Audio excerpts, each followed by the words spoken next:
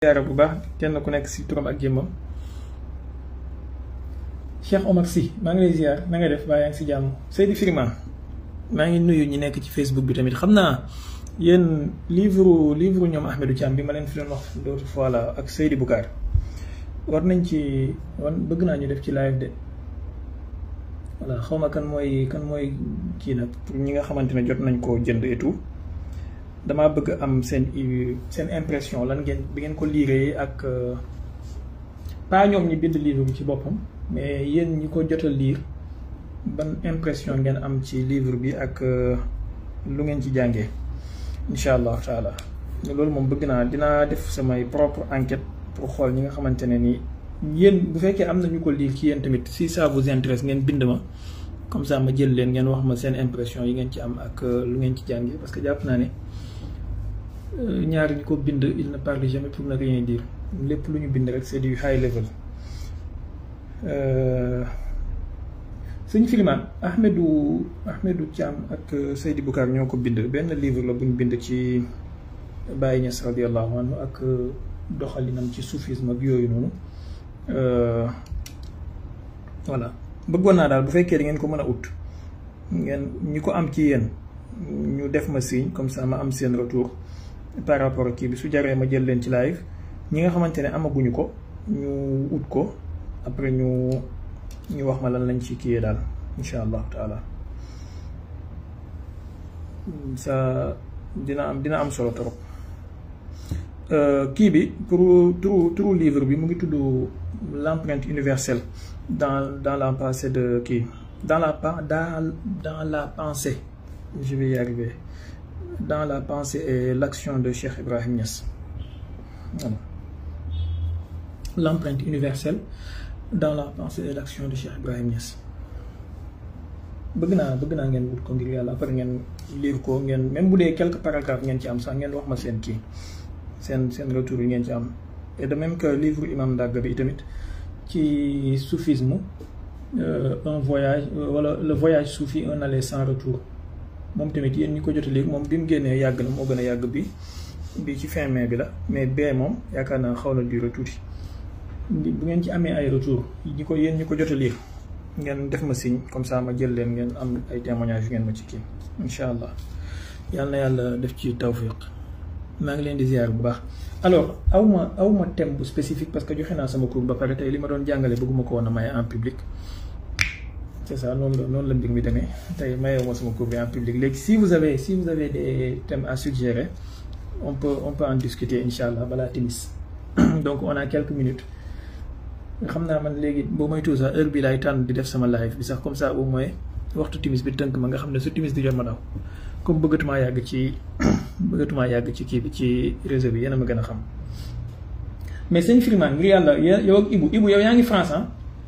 Ibou Junior yaakaar naa livre bi disponible na foofu dina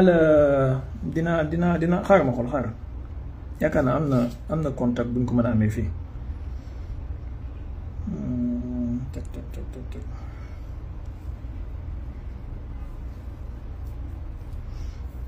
la Ahmedou sax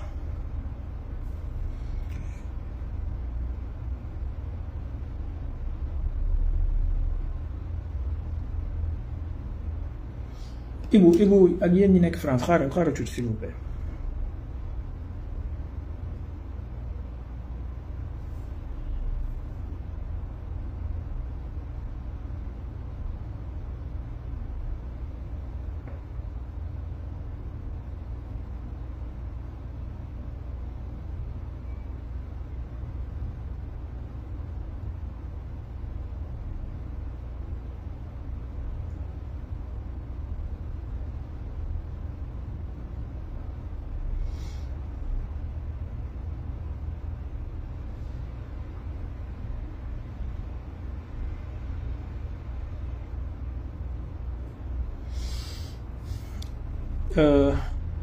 Ahmedou dafa mel ni nekkul en ligne mais envoyé naa ko message xam naa su ko gisee dina ma kii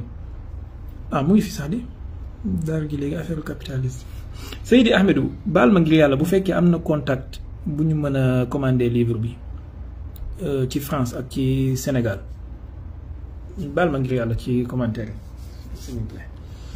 ah munu cee ñàkk capitalisme munu cee ñàkk ngay lay xaaral rek dinaa commencé comme li ma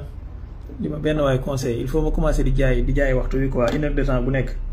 ñoom Freeman dañuy dugal Wave ba pare ak Orange Money ma soog a commencé live mais bon ñu ngi am yu ñuy préparer quand même ngeen waajal ko ñu ngi am ay innovation yu ñuy waajal xam naa ne ça va vous intéresser incha allah. Seydi Ahmedou bu fekkee yaa ngi fi ngir yàlla nga dimbale ma pour ma jox sama gars yi Ibu yéen ñi nekk France moom dama leen koy sas kenn ku nekk ci yéen ngir yàlla na fexe commander livre bi bu ko jotee mu fotol ma nus xam wan ma ne jot na ci lii sas la pour yéen voilà te am naa yaakaar ne du ngeen ma rusloo nag incha allah benn nus xa rek sasuma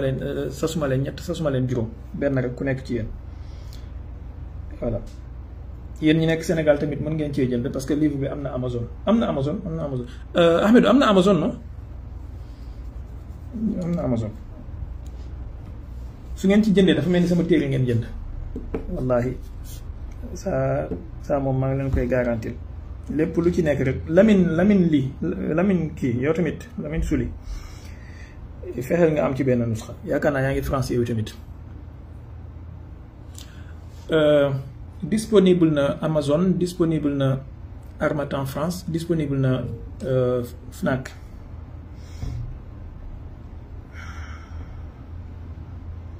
donc da ngeen di bind l'empreinte universelle dans la pensée et l'action de Cheikh Ibrahim Niass su ngeen ko amee dafa mel ni sama livre ngeen am ça je vous le garantis et dimbale leen ma rek ngeen defal ma teranga googu noonu même bu dee kenn ku nekk ci yéen benn nusxa lay am bu fekkee sax mën ngeen am lu ëpp benn nusxa moo xam da ngeen koy mayee cadeau wala wax dëgg yàlla ça fera plaisir. Jo Kamine livre bi sama mbokk sama genn wàll Ahmedou Thiam moo ko bind moom ak Seydi Boucar dañ koo bind ci soufisme ak spiritualité waaye surtout ak dundu Baye Niass ak jàngaleem voilà je vous conjure ngir yàlla ngeen ut ko je vous en conjure voilà. mu ngi tudd l'empreinte universelle dans la pensée et l'action de Cheikh Ibrahim Niass s'il vous plaît na am ku ko bind ci commentaire yi parce que dafa mel ni man mënuma commentaire fii na am ku ko bind ci commentaire yi ma épinglé ko commentaire am bi. Abdourahmane Ibn Awf proposé le thème ñu xool lu ñuy waxtaane tey moom yéen laay may antenne bi Joe fexeel nga ut ci benn nusxa dégg nga képp koo xamante ne nii am na ci benn nusxa mu fotool ma nusxaam wan ma ko insha allahu taala bu bëggee dinaa ko may 1 mois de cours gratuit ci alminhaj voilà lii laa leen ci mën a defal daal ku ci livre bi ku ko jënd mu fotool ma nusxaam wan ma ko dinaa ko may 1 mois de cours gratuit ci alminhaj maanaam 4 semaines 4 week-end xanaa ni jar na jënd 1 mois yoo xamante ne li nga ci mën a am comme xam-xamu hadis moom góorgóorlu leen ci bu fekkee ku bokk ci alminhaj la déjà boo amee benn nusxa fotool ma ko wan ma ko dinaa la dispenser mensualité pour 1 mois yéen élève alminhaj boo jëndee livre bi nga fotool ma ko wan ma ko dispenser naa la mensualité pour 1 mois moo xam loo bëgg a jàng wala moo xam li ngay jàng moo xam hadis la moo xam alxuraan la ak ñiy jàng yeneen yi yéen ñi ci bokkagul bu ngeen ko jëndee may naa leen 1 mois cours gratuitement incha allah. allez-y proposez leen thème ñu commencé très bien dafa mel ni am na ku ko bind sëñ Abdoul Mbaye bind na ko donc damay jéem a épingler kiyam bi commentaire am bi mu ngi nii l'empreinte universelle dans la pensée et l'action de Cheikh Ibrahim Niass livre bi nii la tudd yéen ñi nekk ci TikTok bi yéen ñi nekk ci Facebook bi tamit xaaral ma épingler commentaire bu Birane bi voilà c'est bon je répète encore ku ko jënd bu fekkee bokkoo ci alminhaj boo ma ko fotolee wan ma ko dinaa la may 1 mois de cours gratuit boo bokkee ci alminhaj dinaa la dispenser mensualité 1 mois. Quel est votre thème pour aujourd'hui lan ngeen bëgg ñu waxtaane s'il y en a bien sûr wala ngeen poser ay questions.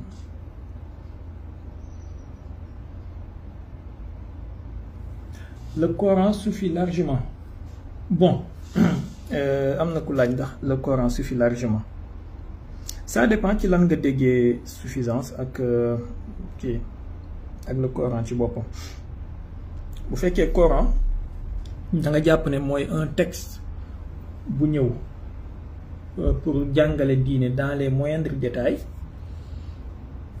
dans ce cas dina am ay détails ci sa diine ak sa dundin yoo xamante ne nii doo ko fekk explicitement ci alquran, peut-être implicitement, peut-être d'une autre manière, mais doo ko fekk explicitement ci alquran. Bu fekkee le Coran da nga ko déggee comme deuxième phase bu benn monnaie te beneen phase bi mooy yonent bi sallallahu alayhi wa sallam, dans ce cas le Coran ak jàngale yonent bi ñooy ànd. Bon, man personnellement dama jàpp ni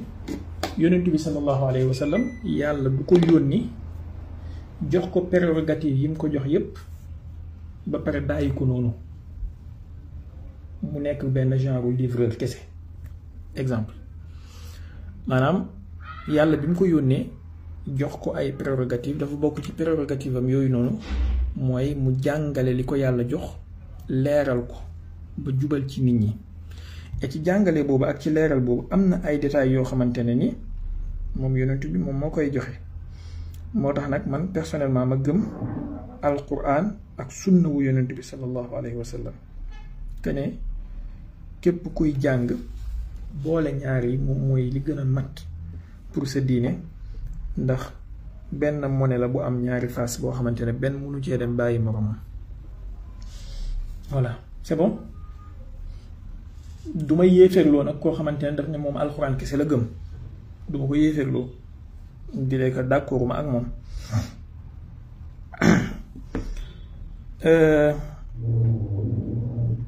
Beneen question kii nee na ku bëgg a bokk alminhaj. Thierno Ka, ku bëgg a bokk alminhaj danga may envoyer message après dinaa la wax naka ngay def pour nga bokk, nga wax ma lan nga bëgg a jàng incha allah.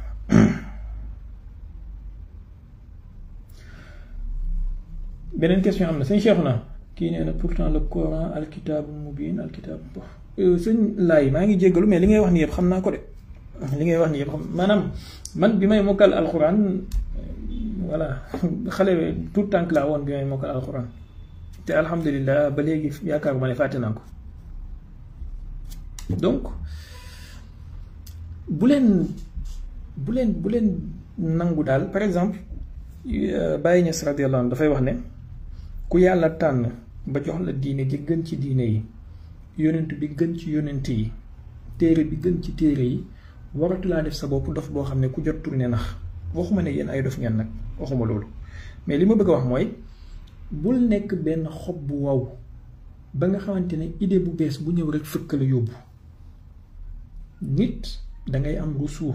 dangay nekk garab bu enraciné wu. Voilà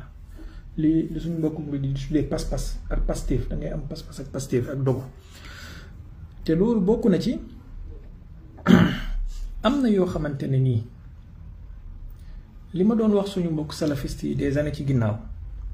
maanaam dégg benn xadis foog ne xam nañu lu bees lu kenn xamul woon, ñëw ne dañuy ñëw civiliser nit ñi, yee nit ñi. Fekk yow xadis boobu nga xam tey nit ñi xam nañ ko ay siècle ci ginnaaw. Boroom xam-xam yi ngay weddi tey foog ne ñoom dañoo xamul xadis boobu, xam nañ ko ay décennies ci ginnaaw.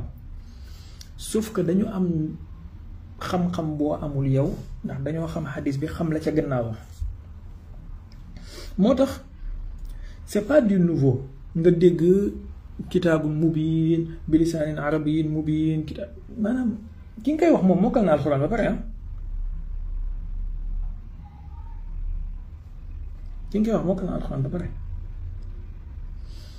kon xam na ko comme muftarat, xam na ko yow ni nga ko xamee. waaye nag dafa préféré tënku ci déggin bi nga xamante ne ginnaaw bi mokkale alxuraan yàlla may na ko te moom mooy xam ne yonent bi sallallahu alayhi wa sallam duul benn enveloppe kese boo xam ne wal iyaazu billaah dañ cee def lettre da ngay génnee lettre bi sànni enveloppe bi. Yonent bi weesu na loolu yonent bi ndawul yàlla la boo xam ne mooy représenté yàlla ci jaam yi. xoolal démb tontu naa ko sëñ Firimaan ci benn question bu ma laajoon maanaam ñun man personnellement su ma gëmee alxuraan yonentu bi moo tax man bokkuma ci ñi nga xamante ne suñ gëmee yonentu bi ay téere bi moo tax de man su ma gëmee alxuraan yonentu bi moo tax et lii je le dis et je pèse bien mes mots man su ma gëmee alxuraan yonentu bi moo tax parce que moom yonentu bi alayhi salaatu wasalaam moo ma xamal lan mooy alxuraan.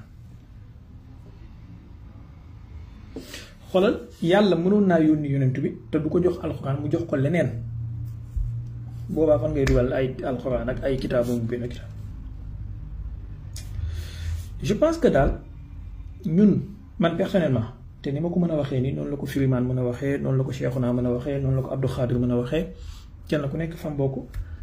je pense que ñun mu tasawifa yi wala ñun taalibe tasawuf yi xëy na suñuy sëriñ dañu baaxee dañu def benn genre jagle am lu ñu ñamal ci yonent bi lu ñu xam moo tax mënee suñ koo tëkkale ak benn texte bu ñu bind blanc sur noir maanaam boo xamee xaqiqatul muhammadiyati alayhi salaatu wassalaam mënee soo too koo tëkkale ak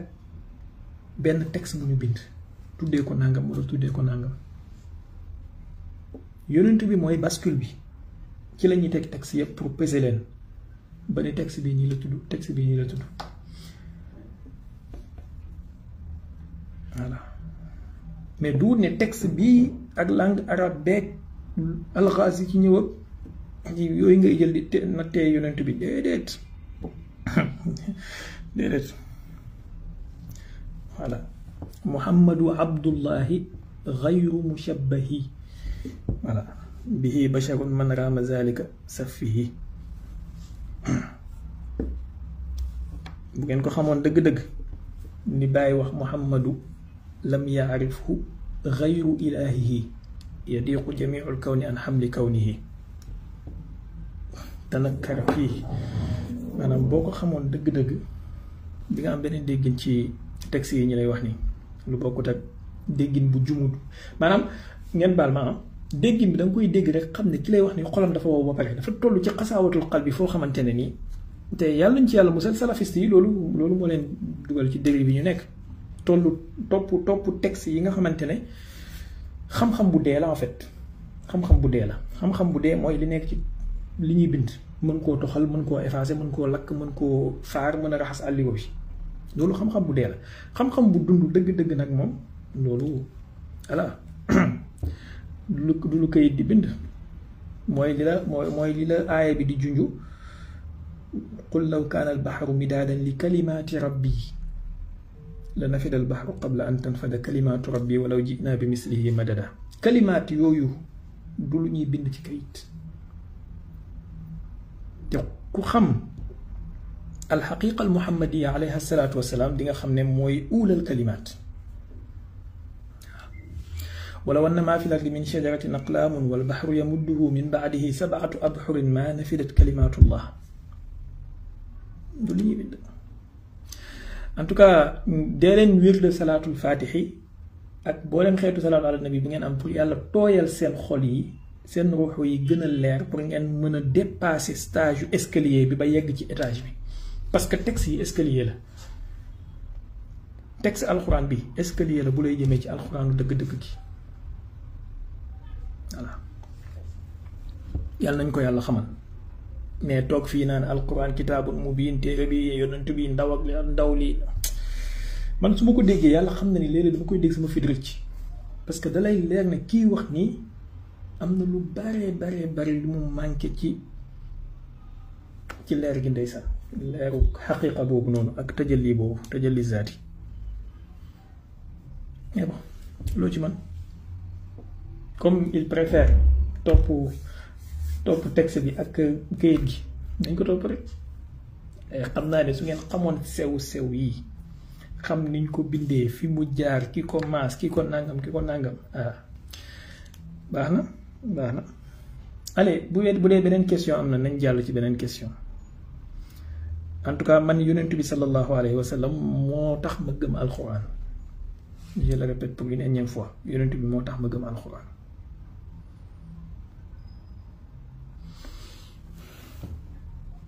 bu dee beneen question am na.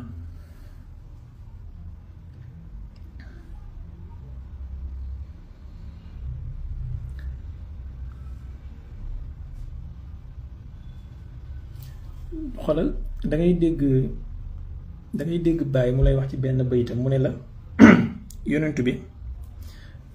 bashirun nazirun aaqibun wa thanaauhu bihi jaana alfurqaanu bada saxaaifi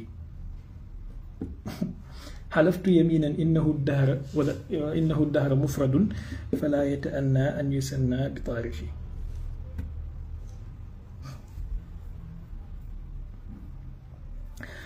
dangay dégg bàyyi ci beneen baytam mu naan la tasattartu an dahri bi taaha muhammadin wa man yaku lil muxtaari man fakk amina fama arafa al ayaamu rabii wa ma darat sumaatiya musaakantu ahmada qaatina fa ahmadu siru zaati wa zaatu siruha tasaawa ala idraakihi al jaldu waahina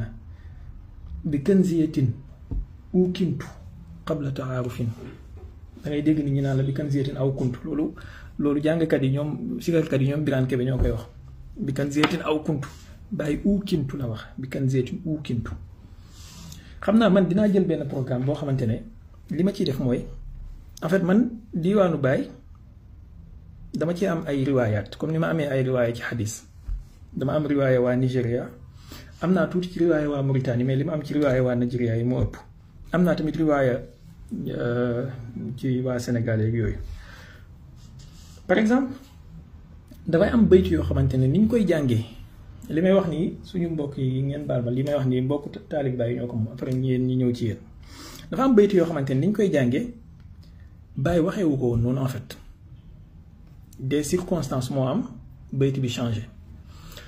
par exemple Baay am na benn baytu bu ñuy wax naan wa ahlu zamani kulluhum xam nga jàngkat yi sikarkat yi daanukat yi dañ naan la wa ahlu zamani kulluhum faaza raqiyan siwa man qala nahji asira hawaayi bayti bi man ñaari riwaaya laa ci am benn riwaaya bi maa ngi ko jëlee ci Mawlana Chérif beneen bi maa ngi ko jëlee ci Cheikh Mahi Cissé radiallahu anhuma riwaaya bi ma jëlee ci Cheikh Mahi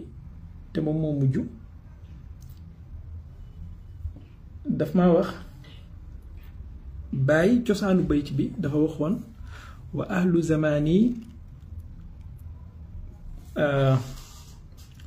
ahlu zamani kulluhum gayru faizin siwa man qafa nahji asira hawaayi riwaaya bi ma jëlee ci Chérif daf ne wa ahlu zamani kulluhum xaaba xaasiran siwa man qafa nahji ñoom ñaar ñëpp am na fu ñu dëppoo ci siwa man qafa nahji man qafa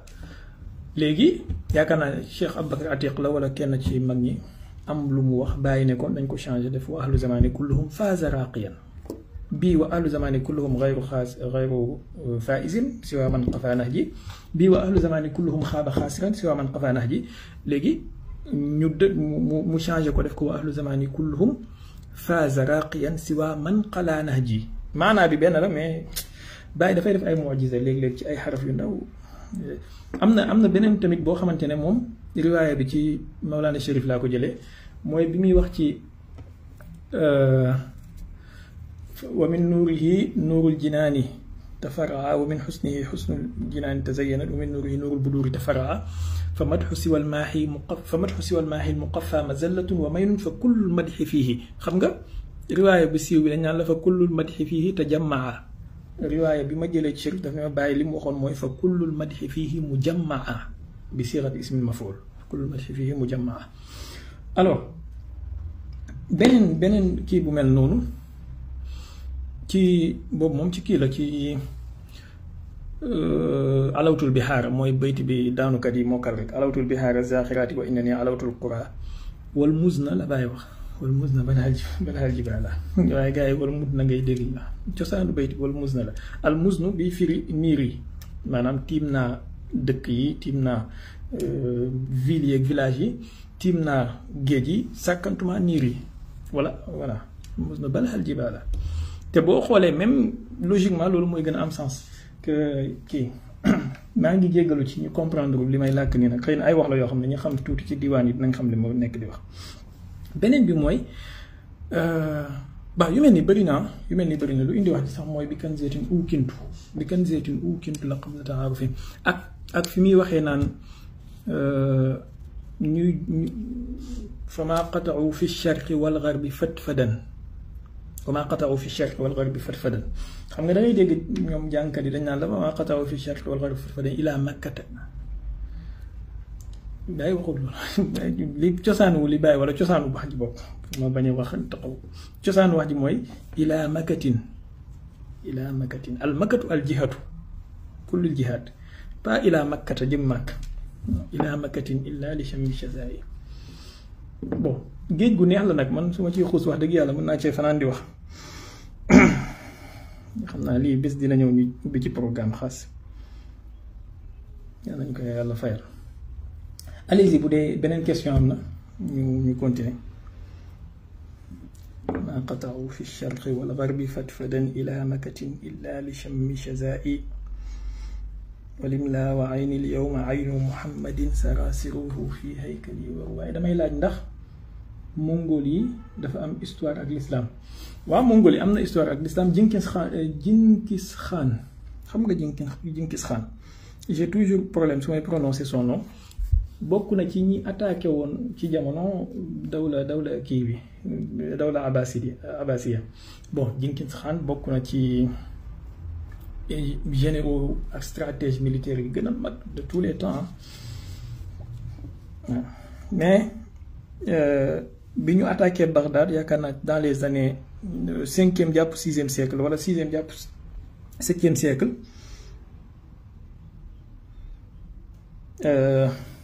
lakk nañ ay téere yu bari jamono jooju fekkoon na Bagdad mu ngi nekkoon centre civilisationnel àdduna bi. lakk nañ ay téere lakk nañ yenn bibliothèques yi foofu xam-xam yu bari réeré na fa ci l'islam malheureusement. Bagdad mu ngi toll ci apogée wu science am jamono xilaafa Ma'mun apport bi mu indi ci l'islam wax dëgg yàlla suñu amoon ñetti xalif yu mel ni moom konoon l'islam dana sori lool. bon man personnellement ñetti xalif ci l'islam ñoo ma gën a wala ñeent selon ñoo ma gën a marqué ci seen doxalin ki ci njëkk mooy Seydina Ali bu fekkee ci saxaaba yi la Seydina Ali ak Seydina Omar seen xilaafa ñoo ma gën a marqué seen xilaafa. Seydina Omar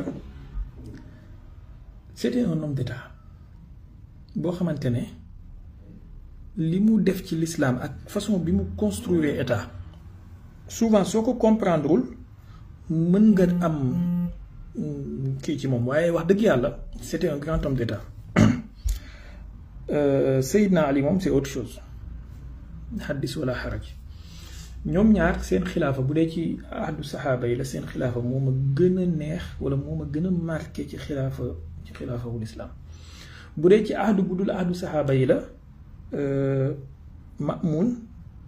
ak Mu'tadid xëy na dans une moindre mesure Omar ibn Abdul Aziz dans une certaine mesure Omar ibn Abdul Aziz, mais Omar ibn Abdul Aziz surtout sur le plan économique et financier. Voilà, surtout sur le plan économique et financier, plus précisément ci plan boobu noonu, mais sur le plan intellectuel, sur le plan scientifique, Ma'mun ak Mu'tadid, ak sur le plan même de justice ak yu mel noonu justice sociale,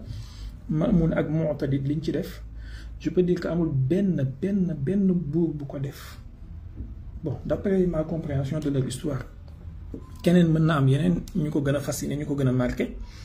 mais daal ci ahdu saxaaba yi Seydina Omar ak Seydina Ali, ci ahdu ñi nga xamante ne duñu saxaaba yi Ma'mun ak Mu'tadid, et dans une certaine mesure Omar ibn Abdul Aziz sur le plan financier et économique. am na yu ma bon du ma wax yu ma neexul ci doxalinam, mais am na daal yu ma gis ci doxalinam ne il pouvait faire autrement, mënoon na ko doxalee neneen moom Omar ibn Abdul Aziz rahimahullah wa radiya anhu. di léegi nag xam naa ne daanukat yi dañ koo bëgg lool moom boo waxee ñu ne la moom mooy xaamisul xulafa wala nangam. Bon, xaamisul xulafa Seydina Hassan la duut Omar ibn Abdul Aziz, Seydina Hassan ibn Ali, waaye jàmbaar la woon moom Omar, jàmbaar la woon. fexe na góorgóorlu na, sauf que dafa am ay concours de circonstances yu amoon jamono jooju yu ko ëppoon doole ba tax li mu bëggoon defee mënu ko def finalement xam ngeen ni il est mort empoisonné. il est mort empoisonné. Seydina Omar ibn Khattab maanaam su defoon ci xilaafa bi 15 ans wala 20 ans konoon beneen affaire ngay gis ci l'islam wax dëgg yàlla maanaam bu l'islam amee état muktamilatul arkaan dawla muktamilatul arkaan Seydina Omar indi na ci apport bu bare en plus man li ma gën a neex ci doxalinam mooy boo comprendre manhaju Seydina Omar daf lay jox benn genre liberté d'innover maanaam pas innover comme bida wala non liberté d'utiliser sa capacité yi la yàlla may maanaam il n'était pas un dogmatique un majalicien dogmatique bu fanatique hein voilà c'était vraiment benn genre kii Seydina Ali moom wax dëgg yàlla allah man jàpp naa par exemple benn jour mos naa ko wax sama yenn xaritu chiite yi ma ne leen gis nga moment bi gën a propice bi ma jàpp ne Seydina Ali ci la waroon nekk xalifa à part juste après yonent bi moment bi gën a propice mooy juste après Seydina Omar maanaam à la place de Seydina Ousmane su ñu amoon Seydina Ali continuité lay doon boo xamante ne ça serait extraordinaire. léegi nodd nañ timis voilà temps bi li ma bëggoon am na bëgguma yàgg ci antenne bi laaj naa leen ngeen poser seen question vous n'avez pas suggéré de thème donc j'ai parlé comme ci comme ça on a fait combien de minutes prenez-le comme ça rek baax na voilà sëñ Firiman gars yi léegi faaw ñu commencé di leen censurer bu ngeen jëndee livre ñoom Ahmadou Thiam bu ngeen ko jëndee di ku ko jënd dinaa la may 1 mois de cours gratuit ci Al-Minhaj yéen ñi bokk ci Al-Minhaj ku ko ci jënd dinaa la dispenser mensualité 1 mois voilà et pour l'instant nodd nañu timis xanaa nag kenn du ma fi téye ci yéen pour te waxtu waa ngi ni waxtu yàlla bi ñu joxante dig daje ba jëmmi jamono incha allah yàlla baax na nii laa ko bëggee woon nag moo tax ma tànn heure bi parce que xam naa ne su ma ko defoon guddi fii ngeen may téye ba 3 heures du matin du ngeen doyal ci man waaye man tamit du ma doyal ci yéen je vous aime beaucoup salafiste yeeg coraniste yeeg chiite yeeg soufiyé yi lii sama live rek nga koy fekk en fait sama live rek ngay ñëw fekk ñëpp dajaloo fi ku nekk di wax maa ngi fi gis ñoom imam Kandour ñoom xaadimul quran ñoom ultimate voilà ñoom Cheikhouna ñoom Firimen ñëpp a ngi fi murid yaa ngi fi tijaan yaa ngi fi xaadir yaa ngi fi borom tuba yu cëkk yaa ngi fi borom sikkim yu gudd yaa ngi fi brode yaa ngi fi voilà ñëpp ay borom baax lañ je vous aime beaucoup dee leen ñëw nii la yéen ñëpp su ngeen ñëwee am ngeen fi place voilà daanukat yaa ngi fi intellectuel yaa ngi fi majalicien yaa ngi fi mu'tazilit yaa ngi fi voilà donc lii laay bu Cheikh Baye rek nga koy fekk te ñëpp bu ñëwee dañuy nekk ci jàmm xanaa ñuy commenter ñi leen di arranger ñuy déranger voilà ay ñoom Aboubacar sax ñu ngi fi gis naa ko fi sànq ne moom la borom la chèque. Prenez soin de vous yal na yàlla sàmm ñu sàmm leen yal na yàlla musal ñu ci musiba ak bala ak tas yaakaar ak sutura gu xawee ko ak déegu ñaaw yal na yàlla boole ñu ci xubbuy boole ñu ci milliardaires yi ci barke yonent bi sallallahu alayhi wa sallam barke Cheikh Tidiane barke Baye ñu joxante dig daje ba beneen yoon xam naa peut-être suba wala saa bu ko jot bi ma yee bu fekkee événement yi am na yi tamit mën nañu kii man jàpp naa ne guerre Iran Israël bi jeexagul jàpp naa ne boo moytuwul di nga gis évolution bu ci am suba Netanyahu ak Trump war nañoo daje dinañ jéem a topp xool nan lañu war a waxtaane ak jéem a analyser fi affaire bi jëm incha allah d'ici là portez-vous bien salaamaaleykum wa rahmatullahi wa barakatu ma may leen ma defal leen kii bi suñu générique bi ba ñu tàggatoo ko voilà je pense que ça serait intéressant xaaral anamu sax bii mooy suñu hymne national léegi